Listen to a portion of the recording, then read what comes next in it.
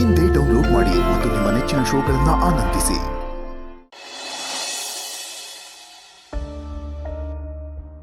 ನಾನು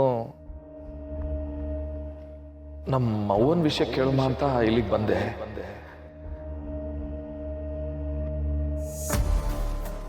ನಿಮ್ಗೆ ಅವಳ ಬಗ್ಗೆ ಏನು ವಿಷಯ ಗೊತ್ತಿದ್ರು ದಯವಿಟ್ಟು ನಂತರ ಹೇಳ್ಬಿಡಿ ಮಾ.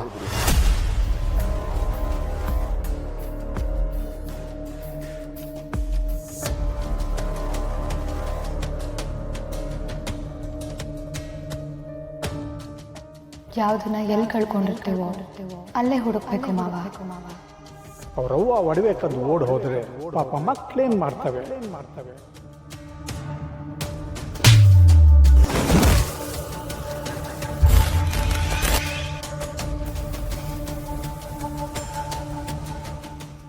ಏನ್ ಹೇಳ್ತಿದ್ಯೋ ಶಿವು?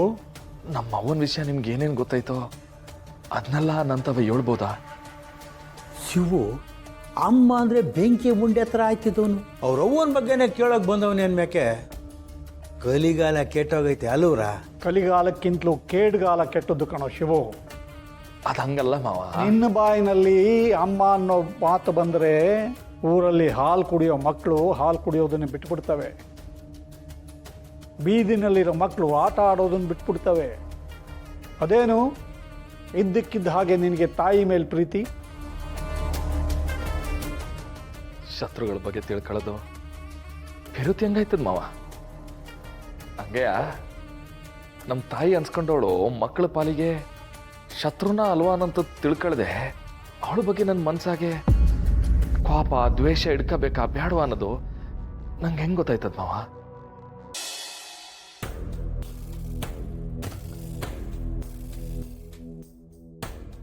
ಶಿವು, ಪಾರ್ವತಿ ನಿನಗೆ 100 ಮಾತು ಹೇಳಿರ್ಬಹುದು, ಹೇಳಿರ್ತಾಳು ಕೂಡ. ಯಾಕಂದರೆ ತನ್ನ ಗಂಡ ಖುಷಿಯಾಗಿರಬೇಕು, ತನ್ನ ಗಂಡ ಕ್ಷೇಮವಾಗಿ ನೆಮ್ಮದಿಯಾಗಿರಬೇಕು ಅಂತ ಹೆಂಡ್ತಿ ಬಯಸೋದು ಸಾಮಾನ್ಯ ತಾನೇ, ಅದು ಅವರ ಆಸೆ ಕೂಡ. ಜೊತೆಯಲ್ಲಿ ನೀನು ಪ್ರೀತಿಸಿದ ಹುಡುಗಿ ಅವಳು ಏನು ಹೇಳಿದ್ರು ನಿಜ ಅಂತಲೇ ಅನಿಸುತ್ತೆ. ಹಾಗಂತ ಜೇನು ಸಿಹಿಯಾಗಿರುತ್ತೆ ಅಂದ್ಕೊಂಡು ಮೇಣ ತಿನ್ನೋದಕ್ಕಾಗೋದಿಲ್ಲ ಅಲ್ವಾ? ಏನು ಹೇಳ್ತಿದ್ರೆ ಮಾವ? ಶಿವು, ದೋಣ್ಗಳು ಹೇಳ್ತಾವ್ರೆ, ಅಷ್ಟನ್ನು ಮಾತ್ರ ಕೇಳಬೇಕು. ಮಧ್ಯದಾಗ ಮಾತಾಡ್ಬಿಟ್ರೆ ಮರ್ತೋಯ್ತದೆ ಹಳೆ ವಿಷಯಗಳು. ಅಯ್ಯೋ ಕ್ಷಮಿಸ್ಬಿಡಿ ಮಾವ, ಹೇಳಿ ಮಾವ. ನೀನು ನಿನ್ನ ಹೆಂಡತಿ ಮಾತು ಕೇಳಬೇಕು, ತಪ್ಪಲ್ಲ. ಆದರೆ ತುಂಬ ಕೇಳಬಾರ್ದು ಅಲ್ವಾ?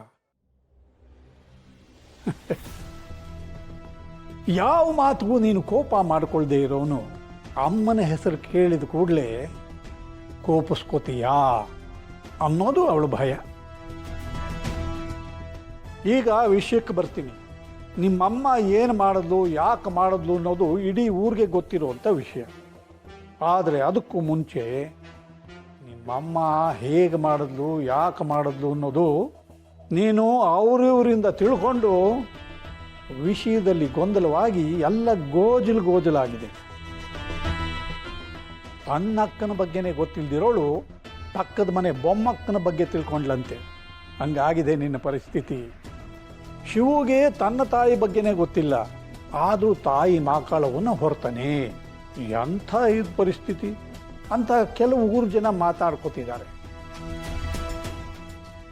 ಇರಲಿ, ಆ ವಿಷಯ ಪಕ್ಕಕ್ಕಿಡೋಣ. ಶಿವು, ಮನುಷ್ಯ ಏನೇ ಮಾಡಿದ್ರೂ ಸತ್ಯ ಹೊರಗೆ ಬರಲೇಬೇಕು, ಒಂದಲ್ಲ ಒಂದು ದಿವಸ. ಎಷ್ಟೇ ವರ್ಷಗಳಾದರೂ ಏನೇ ಆದರೂ ಸತ್ಯನ ಮುಚ್ಚಿಡೋದಕ್ಕಾಗೋದಿಲ್ಲ ಅಲ್ವಾ ಶಿವು? ನಿಮ್ಮ ತಾಯಿ ಸುಗುಣ ಸಂಪನ್ನೆ, ದೇವರಂಥ ಮನುಷ್ಯಳು, ಊರಿಗೆ ಉಪಕಾರಿ ಅನ್ನೋದೇ ನಿಜವಾಗಿದ್ದಿದ್ರೆ ಇಷ್ಟು ವರ್ಷದಲ್ಲಿ ಒಂದಿನಾದರೂ ನಿನ್ನ ಕಣ್ಮುಂದೆ ಬರಬೇಕಿತ್ತು ಸತ್ಯ ಅಲ್ವಾ ಶಿವ?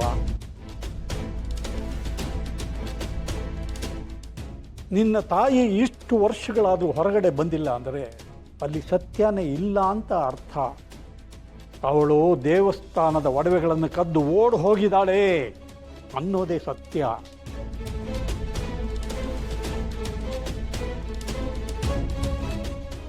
ಇದು ಬಿಟ್ಟು ಬೇರೆ ಸತ್ಯ ಇಲ್ಲಪ್ಪ. ನಿಮ್ಮವ್ವ ಎಲ್ಲೋ ಇದ್ದಾಳೆ, ಒಂದಲ್ಲ ಒಂದು ದಿವಸ ನಿನ್ನ ಕಣ್ಣು ಮುಂದೆ ಬರ್ತಾಳೆ. ಅದೇ ಸತ್ಯ ಅಂತ ಪಾರ್ವತಿ ಏನಾದರೂ ನಿನ್ನ ಮನಸ್ಸಲ್ಲಿ ತುಂಬಿದ್ರೆ ನಾನು ಸತ್ಯ ಹೇಳೋದಲ್ಲ ಅಂತ ಮುಚ್ಚಿಟ್ಟಿದ್ದೀನಿ ಅಂತ ಅವಳಿಗಂತ. ಇಲ್ಲ ಪಾರು ಯಾವತ್ತೂ ನಿಮ್ಮ ಬಗ್ಗೆ ಈ ವಿಷಯದಾಗೆ ಏನು ಹೇಳಿಲ್ಲ ಮಾವ. ಅದು ಗೊತ್ತು ಕಣೋ, ಆದರೂ ನೀನು ಕೇಳ್ತಿರೋದ್ರಿಂದ ನಾನು ಸತ್ಯನೇ ಹೇಳಬೇಕಲ್ವ. ಹಾಗೊಂದು ವೇಳೆ ನಾನು ಸತ್ಯನ ಮುಚ್ಚಿಟ್ಟಿದ್ದಿದ್ರೆ ಆ ಮಾಕಾಳವ ನನ್ನ ನಾಲಿಗೆ ಸೀಳ್ತಿದ್ಲು ಅಲ್ವಾ. ನಾನು ಇದುವರೆಗೂ ಯಾವ ಸತ್ಯನೂ ಮುಚ್ಚಿಟ್ಟಿಲ್ಲ, ಏನೂ ಬಚ್ಚಿಟ್ಟಿಲ್ಲ. ಈ ವೀರಭದ್ರ ನಿನಗೂ ವೀರಭದ್ರಾನೇ, ಈ ಊರ ಹುಟ್ಟೋ ಕೂಸ್ಗೂ ವೀರಭದ್ರಾನೇ. ಒಂದು ಮಾತು ನೆನಪಿಟ್ಕೋ ಶಿವ, ಇಷ್ಟು ವರ್ಷ ನೀನು ಎಷ್ಟೆಲ್ಲ ನೋವು, ಹಿಂಸೆ, ಅವಮಾನನ ಅನುಭವಿಸಿದೀಯ. ನಾನು ಹೇಳಿದ ಸತ್ಯನ ಬಿಟ್ಟು ಬೇರೆ ಸತ್ಯ ಇದ್ದಿದ್ದಿದ್ರೆ ದೇವಿನ ಹೊರೋ ದೇವಿ ಪುತ್ರ ನೀನು. ಆ ತಾಯಿ ನಿನ್ನ ಬಾಯಲ್ಲಿ ಆ ಸತ್ಯನ ಹೊರಗೆ ತರ್ತಿದ್ಲು ಅಲ್ವಾ. ಯಾಕೆ ತರಲಿಲ್ಲ ಹೇಳು? ಯಾಕೆ ಅಂದರೆ ಅದರಲ್ಲಿ ಏನೂ ಸತ್ಯ ಇರಲಿಲ್ಲ. ಶಿವಣ್ಣ, ಇದು ನಿನಗೂ ಗೊತ್ತಿರಲಿಲ್ವಾ?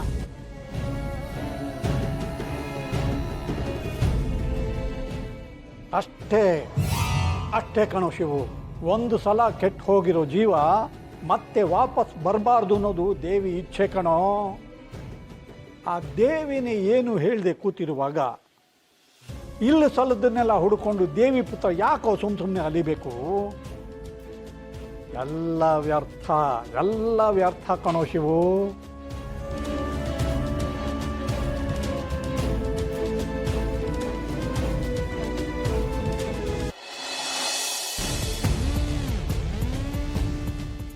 ಮಾವ, ಇವತ್ತು ಈ ವಿಷಯಕ್ಕೆ ಒಂದು ಅಂತ್ಯ ಅನ್ನೋದು ಸಿಕ್ತು. ನಾನೇನು ಬಂದು ಇದನ್ನ ಕೇಳ್ತಿರ್ಲಿಲ್ಲ ಮಾವ.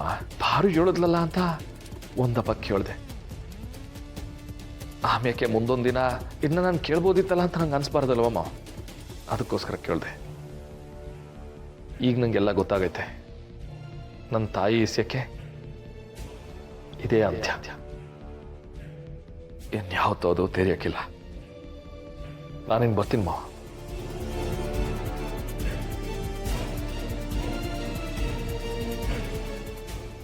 ಬಾ